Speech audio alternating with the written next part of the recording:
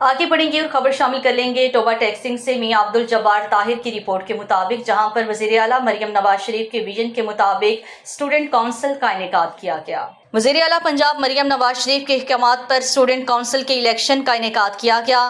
Toba taxing میں 507 school student council کے 9 منتخب عہدیداروں نے حلف اٹھا لیا۔ تقریب حلف برداری government girls high school number 1 میں منعقد ہوئی۔ اسٹیٹ سیکرٹری کے فرائض مسز فریحہ غفور نے سر انجام دیے۔ ڈپٹی کمشنر محمد نعیم سندھو نے 9 منتخب عہدیداران سے حلف لیا اور تقریب سے خطاب کرتے ہوئے کہا ہے کہ آج کا دن تاریخی اور اسٹوڈنٹ کونسل الیکشن کا انعقاد وزیر اعلیٰ پنجاب مریم نواز شریف کا انقلابی اقدام ہے۔ حلف لینے والوں میں طلباء کونسل کے صدور، نائب صدور، جنرل سیکرٹریز اور فائنانس سیکرٹریز کے عہدیداران شامل تھے۔